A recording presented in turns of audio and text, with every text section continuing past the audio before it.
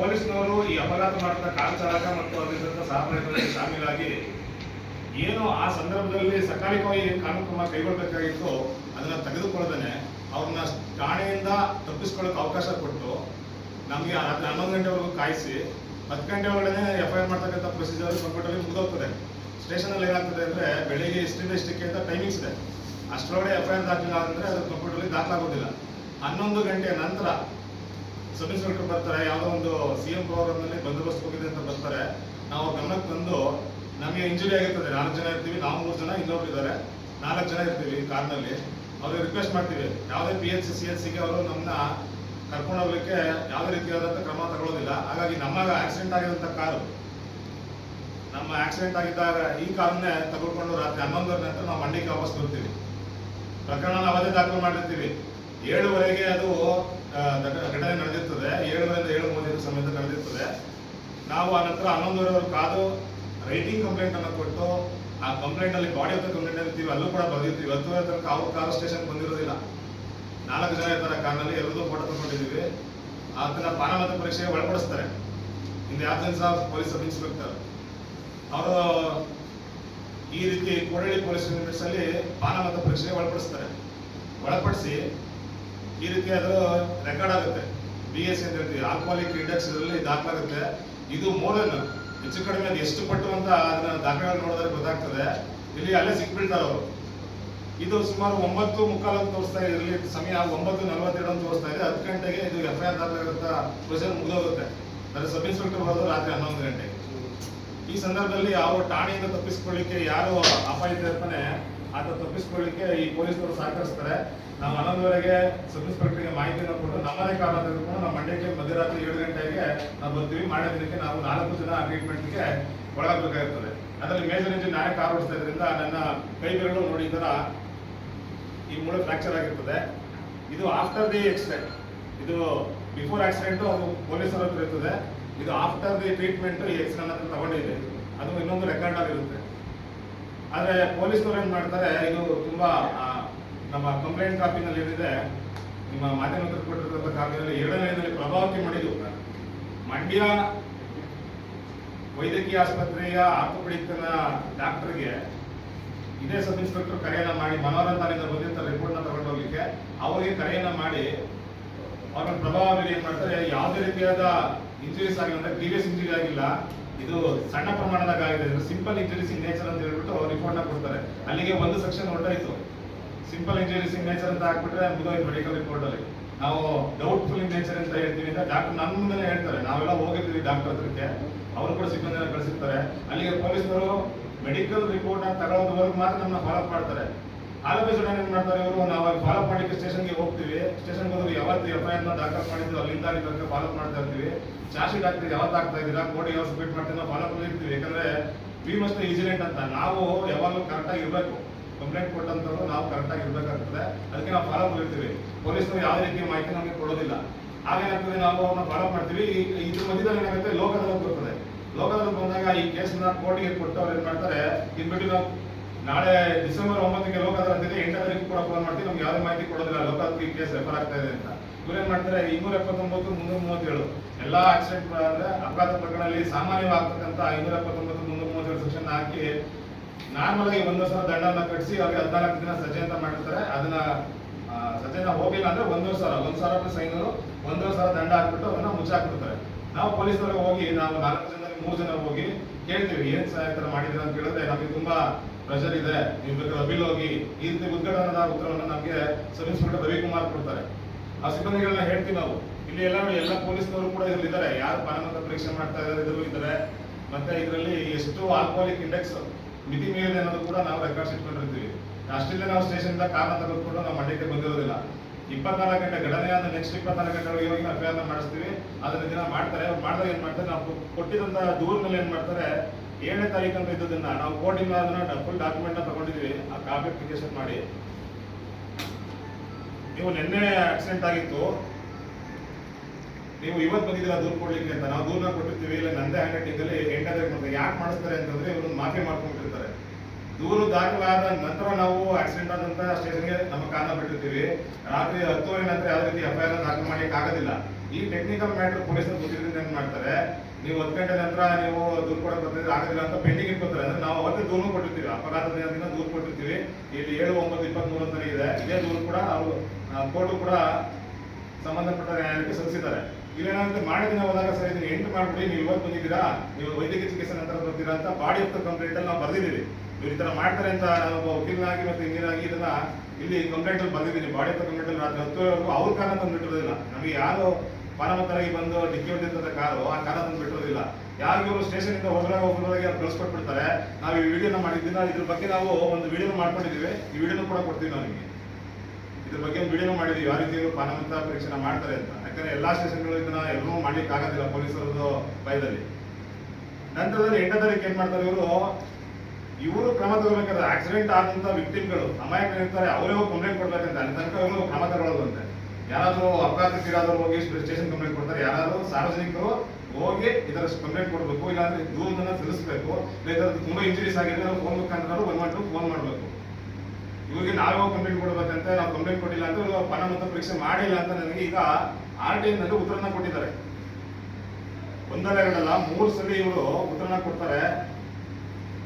ಎಲ್ಲಾ ಲೆಟರ್ನ ನಿಮಗೆ ಕೊಡ್ತೀನಿ, ಜೆರಾಕ್ಸ್ ಮಾಡಿ ಕೊಡ್ತೀನಿ. ಯಾಕಂದ್ರೆ ಈ ಪ್ರಕರಣ ಇಡೀ ರಾಜ್ಯ ಬೆಚ್ಚಿಕೊಳ್ಳುವಂಥದ್ದು ಒಂದು ಸಣ್ಣ ಪ್ರಮಾಣದಲ್ಲ ಇದು. ಯಾಕಂದ್ರೆ ಇವರು ಮುಂದೆ ಕೋರ್ಟ್ನವ್ರು ಏನ್ ಮಾಡಕ್ಕಾಗಲ್ಲ, ಪಬ್ಲಿಕ್ಸ್ ಏನು ಮಾಡಕ್ಕಾಗಲ್ಲ ಅಂತ ಇವ್ರು ತಿಳ್ಕೊಂಡ್ಬಿಟ್ಟಿದ್ದಾರೆ. ನೋಡಿ, ಇದ್ರಲ್ಲಿ 7ನೇ ತಾರೀಕು ಯಾವುದೇ ರೀತಿಯಾದ ಅಪಘಾತ ಪ್ರಕರಣ ದಾಖಲಾಗಿಲ್ಲ ಅಂತ ಇದರಲ್ಲಿ ಕೊಟ್ಟಿದ್ದಾರೆ. ಓದೇ ಹೇಳ್ತೀನಿ. ಈ ಮೂಲಕ ನಿಮಗೆ ತಿಳಿಪಡಿಸಿದೆ ಅಂದರೆ, ನೀವು ಮಾಹಿತಿ ಹಕ್ಕು ಅಧಿನಿಯಮ 2005 ಅಡಿಯಲ್ಲಿ ಮೊಕದ್ದಮೆ ಸಂಖ್ಯೆ 114/23ಕ್ಕೆ ಸಂಬಂಧಿಸಿದ ಕಾರು ಚಾಲಕ ಹಾಗೂ ಡ್ರೈವರ್‌ನ್ನು ದಿನಾಂಕ 7/9/23 ಠಾಣೆಯಲ್ಲಿ ಮದ್ಯಪಾನ ಪರೀಕ್ಷೆಗೆ ಒಳಪಡಿಸಿದ ಬಗ್ಗೆ ಹಾಗೂ ಸಂಬಂಧಪಟ್ಟ ಹತ್ತಿರದ ಆಸ್ಪತ್ರೆಯಲ್ಲಿ ವೈದ್ಯಕೀಯ ಪರೀಕ್ಷೆಗೆ ಒಳಪಡಿಸಿದ ಬಗ್ಗೆ ಮಾಹಿತಿ ಕೇಳಲು ಸರಿಯಷ್ಟೇ. ಠಾಣಾ ಮೊಕದ್ದಮೆ ಸಂಖ್ಯೆ 114/23 ಕಲಂ 279 IPC ರೀತಿಯ ಪ್ರಕರಣ ದಾಖಲಾಗಿರುತ್ತದೆ. ಸದರಿ ಪ್ರಕರಣದ ಕಡತಗಳನ್ನು ಪರಿಶೀಲಿಸಲಾಗಿ ಠಾಣೆಯಲ್ಲಿ ಮದ್ಯಪಾನ ಪರೀಕ್ಷೆಗೆ ಒಳಪಡಿಸಿದ ಬಗ್ಗೆ ಹಾಗೂ ಸಂಬಂಧಪಟ್ಟ ಹತ್ತಿರದ ಆಸ್ಪತ್ರೆಯಲ್ಲಿ ವೈದ್ಯಕೀಯ ಪರೀಕ್ಷೆಗೆ ಒಳಪಡಿಸಿದ ಬಗ್ಗೆ ಯಾವುದೇ ಮಾಹಿತಿ ಲಭ್ಯವಿರುವುದಿಲ್ಲ. ಪೊಲೀಸರು ಮಾಡಬೇಕಾದ ಕೆಲಸನ ನಾವು ಮಾಡಿದೀವಿ. ಇದನ್ನ ನಮ್ಮ ಹತ್ರ ದಾಖಲೆ ಇದೆ ಅಂತ ಗೊತ್ತು ಅವ್ರಿಗೆ, ಆದ್ರೂ ಒಂಥರ ಉಂಟನ ಇದು ರಾಜಕೀಯ ಪ್ರಭಾವ ಇದೆ, ನಿಮ್ಗೆ ಪ್ರಾಣಕ್ಕೆ ಅಪಾಯ ಇದೆ. ಅಲ್ಲೇ ಹುಡುಗರು 23 ಜನ ಸೇರ್ಕೊಂತಾರೆ. ಅದಕ್ಕೆಲ್ಲ ಫೋಟೋ ತಂದು ಇಟ್ಕೊಂಡಿದ್ದೀವಿ ನಾವು. ಅವ್ರಿಗೆ ಯಾರನ್ನ ಇದು ಮಾಡ್ತಾರೆ, ಆಮೇಲೆ ಪೊಲೀಸರ ಮುಖಾಂತರ ಫೋನ್ ಮಾಡಿಸ್ತಾರೆ, ಎಲ್ಲವೂ ಕೂಡ ದಾಖಲಾಗ್ತದೆ. ಈಗ ಇದು ನಮ್ಗಾಯ್ತು ನಿಮ್ಗಾಯ್ತು ಅಂತಲ್ಲ, 219 ಎಲ್ಲಾ ಪ್ರಕರಣಗಳು ಮಾಡೋದಾದ್ರೆ ಡ್ರಂಕ್ ಅಂಡ್ ಡ್ರೈವಿಂಗ್ಗೆ ಕಾನೂನು ಪ್ರಕಾರ ಸ್ಪಾಟ್ 10,000 ಫೈನ್ ಹಾಕ್ಬೇಕು ಅಂತಿರೋದು. ಈಗಿರೋ ಕಾನೂನು ಡ್ರಂಕ್ ಅಂಡ್ ಡ್ರೈವಿಂಗ್ಗೆ ಎಲ್ಲಿ ಅವರು ಪಾನಮತ್ತ ಪರೀಕ್ಷೆಗೆ ಒಳಪಡಿಸ್ತಾರೆ ಅದು ಪೊಲೀಸರೇ ಮಾಡಬೇಕು. ಯಾಕಂದ್ರೆ ಈ ಮೀಟರ್ನ ನಾವು ಇಟ್ಕೊಂಡು ಪಬ್ಲಿಕ್ ಇಟ್ಕೊಳಕ್ ಸಾಧ್ಯ ಇಲ್ಲ. ಇದು ಫೋಟೋ ಆಗಿದೆ, ಇದನ್ನು ಕೂಡ ಮಾರ್ಕಿಂಗ್ ಅಂತ ಹೇಳೋ ಚಾನ್ಸಸ್ ಇರ್ತಿತ್ತು. ಇದನ್ನು ಕೂಡ ಏನಾದ್ರು ಮಾಡಿರ್ತಾರೆ ಅನ್ನೋ ಚಾನ್ಸ್ ಇರ್ತಿತ್ತು. ಇದನ್ನ ನಾವು ವಿಡಿಯೋ ಮಾಡಿಟ್ಕೊಂಡಿದ್ದೀವಿ. ಹಾಗೆ ಮೆಷಿನ್ ಚೆಕ್ ಮಾಡ್ಬೇಕಾದ್ರೆ ನಾವೆಲ್ಲ ವಿಡಿಯೋ ಮಾಡಿಟ್ಕೊಂಡಿದ್ದೀವಿ. ಅಲ್ಲಿ ತನಕ ಸಿಬ್ಬಂದಿ ಸಹಕರಿಸ್ತಾರೆ, ಪೊಲೀಸ್ ತನಕ ಸಿಬ್ಬಂದಿ ಸಹಕರಿಸ್ತಾರೆ. ಈ ಸಬ್ ಇನ್ಸ್ಪೆಕ್ಟರ್ ರವಿಕುಮಾರ್ ಬಂದಂತವರು ಆಮೇಲೆ ನಮಗೆ ಒತ್ತಡ ಇದೆ, ನೀವೇನ್ ಬೇಕಾದ್ರೂ ಮಾಡ್ಕೊಳ್ಳಿ, ನಾನು ಕೋರ್ಟ್ ಇಷ್ಟ ಕೊಡೋದು ಅಂತ ಲೆಕ್ಕದಲ್ಲಿ ಕೋರ್ಟ್ಗೆ ಅವರು ಬರೀ 2 ಸೆಕ್ಷನ್ ಹಾಕಿ ನಾರ್ಮಲ್ ಆಗಿ ಪ್ರೊಸೀಜರ್ ಇದೆ ಅದು ಫೈನ್ ಹಾಕ್ಬಿಟ್ಟು ಅವ್ರನ್ನ ಖುಲಾಸಗೊಳಿಸ್ಬಿಡ್ತಾರೆ. ನಾವು ಇದರ ನಂತರ ನೆಕ್ಸ್ಟ್ ಅಥಾರಿಟಿ ಯಾರು? ನೆಕ್ಸ್ಟ್ ಅಥಾರಿಟಿ ಇದಕ್ಕೆ ಜಿಲ್ಲಾ ಪೊಲೀಸ್ ವರಿಷ್ಠಾಧಿಕಾರಿಗಳು ರಾಮನಗರ ಜಿಲ್ಲೆ. ಇವರು ಕೂಡ ದೂರನ್ನ ಸಲ್ಲಿಸ್ತೀವಿ. ಇವರು ಕೂಡ ದೂರನ್ನ ಸಲ್ಲಿಸಿ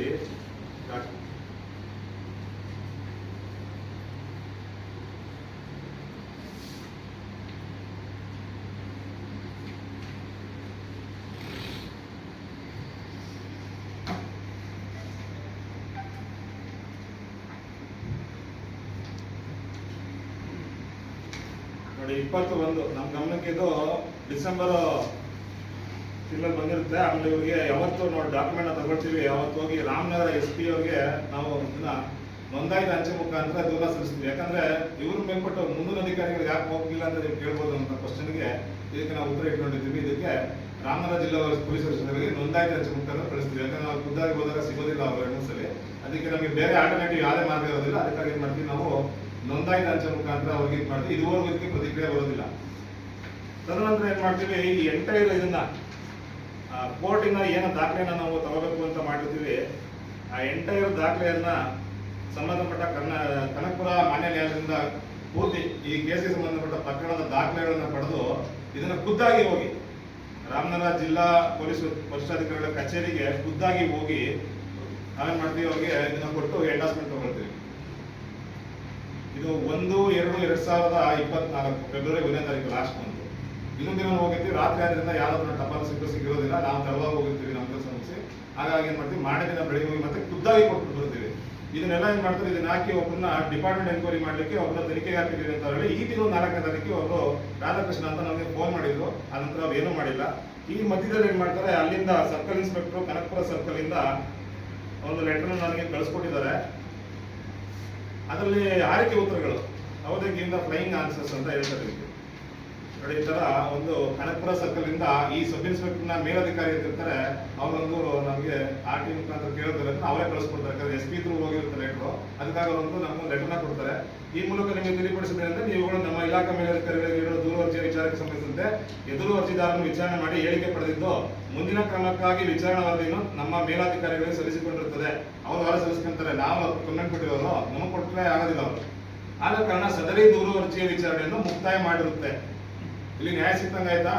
ಇಲ್ಲ. ಇಲ್ಲಿಗೆ ಇದೊಂದು ಕಥೆ ಆಯ್ತು. ನೀವು ಇಷ್ಟು ಬುದ್ಧಿವಂತಿಕೆ ಮಾಡ್ತಾರೆ ಅಂತ ನಾನು ಮಾಡ್ತೀನಿ. ಮತ್ತೆ ಇನ್ನೊಂದು ಆರ್ ಟಿ ಅಪ್ಲಿಕೇಶನ್ ಕೊಟ್ಟಿರ್ತೀನಿ. ಆ ಪರ್ಟಿಕ್ಯುಲರ್ ಸ್ಟೇಷನ್ ಲಿಮಿಟ್ಸ್ ಅಲ್ಲಿ ಏನಾದ್ರು ಬೇರೆ ಅಪಘಾತ ಪ್ರಕರಣ ದೂರ ದಾಖಲಾಗಿತ್ತ ಮತ್ತು ಕ್ರಾಸ್ ವೆರಿಫೈ ಮಾಡಕ್ಕೆ ಕೇಳ್ತೀವಿ. ಆಗಲೂ ಕೂಡ ಏನ್ ಮಾಡ್ತಾರೆ, 7ನೇ ತಾರೀಕು ಯಾವುದೇ ರೀತಿಯಾದ ಅಪಘಾತ ಪ್ರಕರಣ ನಡೆದೇ ಇಲ್ಲ ಅಂತ ಕೊಟ್ಟಿರ್ತಾರೆ. ನೋಡಿ ಹೆಂಗ್ ಸಿಕ್ಬಿಡ್ತಾರೆ ಅಂತ. ಇವ್ರು ಹೆಂಗ್ ಸಿಕ್ಬಿದ್ರು ಅಂದ್ರೆ ಫಸ್ಟ್ ನಾನು ಕೇಳ್ತೀನಿ ನೋಡಿ, very clear, crystal clear. First 7ನೇ ತಾರೀಕು ನಾವು ದೂರು ಕೊಟ್ಟಿರೋದಕ್ಕೆ ಮತ್ತೆ ನಮ್ಮಲ್ಲಿ ಅಲ್ಲಿ ಮೆಡಿಕಲ್ ಟೆಸ್ಟ್ ಮಾಡಿಸಿರೋದಕ್ಕೆ ಇದೇ ಸಾಕ್ಷಿಗಳು. ಇದು ಫೋಟೋ ಆಗಿದ್ರೆ ನಾನು ಪ್ರೂವ್ ಮಾಡಿ ಕಷ್ಟ ಆಗ್ತಿತ್ತು. ವಿಡಿಯೋ ಇಟ್ಕೊಂಡಿರೋದ್ರಿಂದ ಐ ಕ್ಯಾನ್ ಪ್ರೂವ್ ಇಟ್. 7ನೇ ತಾರೀಕು ಆಗಿದ್ರೆ ಮೆಷಿನ್ ಅಲ್ಲಿ ಇದೆ, ಡೇಟು ಟೈಮಿಂಗ್ಸ್ ಎಲ್ಲ ಬರ್ತಿದ್ರಲ್ಲಿ. ಈ ಮೆಷಿನ್ ನಲ್ಲಿ ಎಲ್ಲ ಇದೆ, ಎಷ್ಟು ಕ್ಯಾಲ್ಕುಲೇಟ್ ಟೆಸ್ಟ್ ಆಗಿದೆ, ಎಷ್ಟು ಇಂಡೆಕ್ಸ್ ಜಾಸ್ತಿ ಇದೆ, ಇದೆಲ್ಲ ಕೂಡ ಬರ್ತದೆ, ಮಿತಿ ಮೇಲೆ ಹೋಗಿದೆ ಅಂತ. ಇದಿದ್ರು ಕೂಡ ಇದನ್ನ ಫೋಟೋ ತಗೊಂಡಿದ್ದೀವಿ ಅಂತ ಸಿಬ್ಬಂದಿಗಳು ಇಲ್ಲಿದ್ದಾರೆ ನೋಡಿ, ಪೊಲೀಸ್ ಸಿಬ್ಬಂದಿಗಳು ಇದ್ದಾರೆ, ಇವ್ರಿಗೆಲ್ಲ ಗೊತ್ತಿರುತ್ತೆ. ಇವನ್ನೆಲ್ಲ ಬಿಟ್ಟು ಆ ಸಬ್ ಇನ್ಸ್ಪೆಕ್ಟರ್ ಮಾಡ್ತಾರೆ, ಏನ್ ಮಾಡ್ತಾರೆ ಅವ್ರು ಮಾಡ್ಕೊಳ್ಳಿ, ಅಲ್ಲಿಂದ ಒಂದು ಇಲ್ಲಿ ಮಾಡ್ಬಿಡ್ತಾರೆ ಕನಕಪುರದಲ್ಲಿ ಅಂತ ಅವರ ಲೆಕ್ಕಾಚಾರ ಎಸತಿ ಹೋಗ್ಬಿಡ್ತಾರೆ ಅಂತ. ನಾವು ಇದಕ್ಕೆ ಸಾವಿರಾರು ರೂಪಾಯಿ ಖರ್ಚುಗಳನ್ನ ಮಾಡ್ಕೊಂಡು 6 ತಿಂಗಳಿಂದ ಓಡಾಡಿದ್ರೆ ಕೊನೆಗೆ ಅವ್ರು ಕೊಟ್ಟಿರೋದೇನಂದ್ರೆ, ಈ ಮೂಲಕ ನಿಮಗೆ ತಿಳಿಪಡಿಸಿದ್ರೆ ನೀವು ಮಾಹಿತಿ ಏನೋ ಮಾಡಿದಿರಿ. ಇದ್ರ ಬಗ್ಗೆ 7/9 ಠಾಣೆಯಲ್ಲಿ ಅಪರಾಧ ಪ್ರಕರಣ ಸಂಬಂಧಿಸಿದಂತೆ ಯಾವುದೇ ದೂರುಗಳು ದಾಖಲಾಗಿರುವುದಿಲ್ಲ. ಇದೊಂದೇ ಸಾಕು ನೋಡಿ. 7ನೇ ತಾರೀಕು ಯಾವುದೇ ದೂರು ದಾಖಲಾಗಿಲ್ಲ ಅಂತ ಕೊಟ್ಟಿದ್ದಾರೆ. ಇದಕ್ಕಿಂತ ಇನ್ನೇನು ಪ್ರೂಫ್ ಕೊಡೋಣ ನಾವು? ಈ ಫೋಟೋ ಪ್ರಕಾರ 7ನೇ ತಾರೀಕು ಅವರು ಟೆಸ್ಟ್ ಮಾಡಿದ್ದಾರೆ, ಆಲ್ಕೋಹಾಲ್ ಟೆಸ್ಟ್ ಮಾಡಿದ್ದಾರೆ. 7ನೇ ತಾರೀಕು ಇಷ್ಟು ದಿನ ಪೊಲೀಸ್ ಸಿಬ್ಬಂದಿ ವಿತ್ ಪೊಲೀಸ್ ಸ್ಟೇಷನ್ ಫೋಟೋ ತಗೊಂಡಿದ್ದೀವಿ. ಅಲ್ಲಿಗೆ 7ನೇ ತಾರೀಕು ಆಗ್ತಿರೋ ದೂರ ದಾಖಲಾಗಿಲ್ಲ ಅಂದ್ರೆ ಇದು ಹೆಂಗ್ ಬಂದಿದ್ದು? ಈ ದೂರಿಗೆ ತರ ಕೊಟ್ಟಿದ್ದಾರೆ ಅಂದ್ರೆ ಈ ಫೋಟೋ ಎಲ್ಲಿಂದ ಬಂತು? ಈ ಪೊಲೀಸ್ ಸ್ಟೇಷನ್ ಅವ್ರು ನಮ್ಮನೆಯವರ? ಅದು ಇರ್ತಕ್ಕಂಥ ಪೊಲೀಸ್ ಸಿಬ್ಬಂದಿ ಮಂಡಿದವರ? ಸ್ಟೇಷನ್ ನಾವು ಹೊಸ ಬಿಲ್ಡಿಂಗ್ ಕಟ್ಟಕ್ಕಾಗತ್ತಾ? ಈ ಮೆಷಿನ್ ನಾವು ಪಬ್ಲಿಕ್ ಇಟ್ಕೊಂಡು ಟೆಸ್ಟ್ ಮಾಡಕ್ಕಾಗತ್ತಾ? ಈ ತರದ ಪ್ರಶ್ನೆಗಳು ನಿಮ್ಮಿಂದ ಬರ್ಬೋದು. ಈ ಮಧ್ಯದಲ್ಲಿ ಇಷ್ಟೆಲ್ಲ ಆದ್ಮೇಲೆ ಕೂಡ ಆ ಸಬ್ ಇನ್ಸ್ಪೆಕ್ಟರ್ನ ಮೇಲಧಿಕಾರಿ ಇರ್ತಾರೆ ರವಿಕುಮಾರ್ ಅಂತ. ಆ ರವಿಕುಮಾರ್ನ ಮೇಲಧಿಕಾರಿ ಹೆಸರು ಗೊತ್ತಿಲ್ಲ ನನಗೆ. ಆ ದಿನಾಂಕ ಘಟನೆ ನಡೆದು ನಾವು ಪೊಲೀಸ್ ಸಬ್ ಇನ್ಸ್ಪೆಕ್ಟರ್ ಹತ್ರ ಹೋಗಿ ಮಾಹಿತಿ ಕೇಳಿದಾಗ ಆತ ಉದ್ಘಾಟನೆಯಿಂದ ಉತ್ತರ ಕೊಡ್ತಾನೆ. ಅದಕ್ಕೆ ನಾವೇನ್ ಮಾಡ್ತೀವಿ, ಅವತ್ತು ರಾತ್ರಿಯೇ ವಾಟ್ಸ್ಆಪ್ ಸಂದೇಶ ಮತ್ತು ಟೆಕ್ಸ್ಟ್ ಮೆಸೇಜ್ ನ ಜಿಲ್ಲಾ ಪೊಲೀಸ್ ವರಿಷ್ಠಾಧಿಕಾರಿಗಳು, ಅವ್ರ ನಂತರ ಅಡಿಷನಲ್ ಎಸ್ ಪಿ ಅವರು, ಡಿವೈಎಸ್ಪಿ ಅವರು, ಸರ್ಕಲ್ ಇನ್ಸ್ಪೆಕ್ಟರ್, ಈ ಸಬ್ ಇನ್ಸ್ಪೆಕ್ಟರ್ ಮೇಲೆ ಇರ್ತಕ್ಕಂಥ 4 ಜನ ಅಧಿಕಾರಿಗಳನ್ನ ಅವತ್ತು ರಾತ್ರಿನೇ ಒಂದು 5:30 ಇಂದ 7:30 ಸಮಯದಲ್ಲಿ ಅವ್ರನ್ನ ಹೋಗಿ ಭೇಟಿ ಮಾಡ್ತೀವಿ 20ನೇ ತಾರೀಕು. ಅದ್ರ ನೆಕ್ಸ್ಟ್ 1-1.5 ಗಂಟೆ ರಾತ್ರಿ 9 ಗಂಟೆ ಒಳಗೆ 4 ಜನಕ್ಕೆ ಮೆಸೇಜ್ ಹೋಗ್ತದೆ. ಆ 4 ಜನದಲ್ಲಿ ಡಿಎಸ್ಪಿ ಒಬ್ರು ಮಾತ್ರ ನೋಟೆಡ್ ಅಂತ ಮೆಸೇಜ್ ಕಳಿಸ್ತಾರೆ. ಇಲ್ಲಿ ಏನಾಗ್ತದೆ ನೋಡಿ, ಕಂಪ್ಲೇಂಟ್ ಕೊಟ್ಟು ನಾವು 4 ಜನ ಹೈಯರ್ ಅಥಾರಿಟಿ ಕೊಟ್ಟು ಸುಪ್ರೀಂ ಕೋರ್ಟ್ ಹೋದಂಗೆ ಇವ್ರಿಗೆ higher authority for the Ramanagara supreme court, ಯಾರೋ ಡಿಸ್ಟ್ರಿಕ್ಟ್ ಸೂಪರಿಂಟೆಂಡೆಂಟ್ ಆಫ್ ಪೊಲೀಸ್, ಅವ್ರಿಗೆ ನಾವು ಕಂಪ್ಲೇಂಟ್ ಕೊಟ್ಟರು ಕೂಡ ಏನೂ ನಾವು ಕ್ರಮ ತಗೊಳ್ಳೋದಿಲ್ಲ, ನಾವು ಇದನ್ನೇ ಮಾಡ್ತೀವಿ ಅನ್ನೋದಾದ್ರೆ, ಕೋರ್ಟ್ಗೆ ಹೋಗಿರೋದಾದ್ರೆ ಎಲ್ಲರೂ ಕೂಡ ಇದರ ಹೋಗಕ್ಕಾಗತ್ತೆ ಡಾಕ್ಯುಮೆಂಟ್ ಗಳು. ಅಥವಾ ಎಲ್ಲರೂ ಪೊಲೀಸ್ ಸ್ಟೇಷನ್ ನಿಂತ್ಕೊಂಡು ಇದೆರಡು ಫೋಟೋ ತೆಗಿಬೇಕಂದ್ರೆ ನಾವು ನಮ್ಮ ಒಂದು ಧೈರ್ಯ ಅಥವಾ ನಮ್ಮ ಸ್ನೇಹಿತರ ಸಹಕಾರ ಇಲ್ಲ ಅಂದ್ರೆ ತೆಗಿಲಿಕ್ಕಾಗ್ತದ ಮುಂದೆ? ಅಥವಾ ನಮ್ಮ ವಿಚಾರ ತೆಗಿಲಿಕ್ಕಾಗ್ತದ? ಎಲ್ಲರಿಗೂ ಮಾಡ್ಲಿಕ್ಕಾಗ್ತದ? 279 330 ಎಲ್ಲರೂ ಆಕ್ಸಿಡೆಂಟ್ ಆಗೋದಂದ್ರೆ ಅಪಘಾತ ಅಂದ್ರೆ ಆಕಸ್ಮಿಕ. ಇಲ್ಲಿ ಡ್ರಂಕ್ ಅಂಡ್ ಡ್ರೈವ್ ಆಗೋದ್ರಿಂದ ಅವ್ರು ಮುಚ್ಚಾಕ್ಲಿಕ್ಕೋಸ್ಕರ ಮತ್ತೆ ನಮ್ಗಾಗಿರ್ತಕ್ಕಂಥ ವೈದ್ಯಕೀಯ ವೆಚ್ಚನ ಇಲ್ಲಿ ಕೊಡ್ಬೇಕಾಗೋದಕ್ಕೋಸ್ಕರ ಮಾಡ್ತಾರೆ. ಇನ್ಶೂರೆನ್ಸ್ ಇದೆ, ಇನ್ಫ್ಲೂಯೆನ್ಸ್ ನಾವು ನಮ್ದು ಮೀಸೆ ಮಣ್ಣಾಗ್ಬಾರ್ದು ಅಂತ ಅವ್ರು ನಾವೆಲ್ಲ ಚೆಕ್ ಮಾಡಿದ್ವಿ. ಅದೊಂದು ಡಾಕ್ಯುಮೆಂಟ್ಸ್ ಕಡೆ ಚೆಕ್ ಮಾಡಿದ್ವಿ. ಅವ್ರದ್ದು ಇನ್ಶೂರೆನ್ಸ್ ಇತ್ತು, ನಮ್ದು ಇನ್ಶೂರೆನ್ಸ್ ಇತ್ತು. ನಾವು ತಡೆದು ಅದನ್ನ ಒಂದು 15 ದಿನದ ನಂತರ ಮೈಸೂರು ಹುಂಡಾಯಿ ಶೋರೂಮ್ನಲ್ಲಿ ಕೊಟ್ಟು ನಾವು ಇನ್ಶೂರೆನ್ಸ್ ಕ್ಲೈಮ್ ಮಾಡ್ತೀವಿ. ಸುಮಾರು 93,000 ಬಿಲ್ ಆಯ್ತು ನಮಗೆ.